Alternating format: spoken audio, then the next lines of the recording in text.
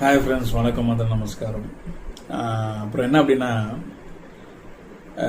CSK match நடந்துச்சு சேப்பாக்கத்தில். அதுக்கு நம்முடைய தலை அஜித் வந்தாங்க, ஃபேமிலியோடு வந்தாங்க. அன்னைக்கு வந்து பார்த்தீங்க அப்படின்னா அவங்களுடைய வெட்டிங் டேங்கிறதுனால ஸோ அஜித் சார் வந்து சாலினி மேமோட ரிக்வெஸ்ட்டை ஏற்று ஒரு பப்ளிக்கில் ஒரு இதுக்காண்டி வந்தார்.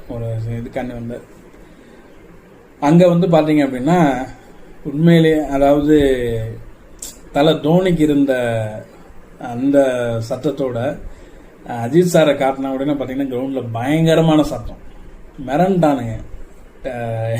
சிஎஸ்கே டீமில் இருக்கிறவங்க எல்லாம் மிரண்டு பார்க்குறாங்க. என்னடா அது கத்திக்கிட்டே இருக்கிறேன், நானே மேட்ச் பார்த்துட்டு இருக்கேன், திடீர்னு கத்திக்கிட்டே இருக்கிறானுங்க. என்னடா அப்படின்னு பார்த்தீங்கன்னா தோனி தான் இறங்கலையே. அங்கே துபே சவுண்டு விளாண்டுக்கிட்டு இருந்தாப்படி, அவரும் எந்த சிக்ஸ் எதுவுமே அடிக்கல. எதுக்கு என்னடா இவ்வளோ சவுண்டு அப்படின்னு சொல்லிட்டு பார்த்தோம் அப்படின்னா கேமரா அப்படியே ஸ்லோவாக கொண்டு போகிறானுங்க. அஜித் சார் அப்படி சாலினி மேடம்லாம் உட்காந்துருக்காங்க. அப்புறம் சிவகார்த்தியன் வந்து ஜாயின் பண்ணிக்கிறாரு. இது பயங்கர இதாகிடுச்சு.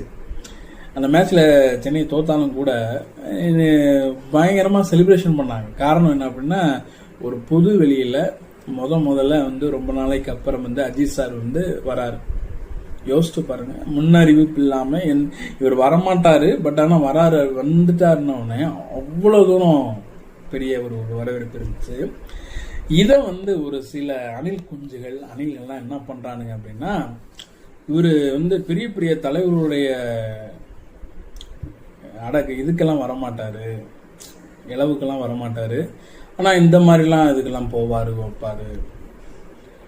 அட லூசு பயிலுகளா, உங்களை மாதிரி அணில் மாதிரி காசு கொடுத்து ஆளை திரட்டி வந்து ஃபேன் கூட்டம் அந்த மாதிரி காட்டுறது ஆள் வந்து அஜித் சார் கிடையாது. அவர் எந்த ஒரு சூழ்நிலையிலும் தன்னுடைய சுய விளம்பரத்துக்காக, சுய லாபத்திற்காக ஒருத்தரையும் யூஸ் பண்ணிடக்கூடாதுல ரொம்ப தெளிவா இருக்கிறாரு. ஆனா உங்க அண்ணன் அவர்கள் அப்படி கிடையாது. அது நீங்க போக போக பார்ப்பீங்க. நான் அதை பத்தி பேச விரும்பல.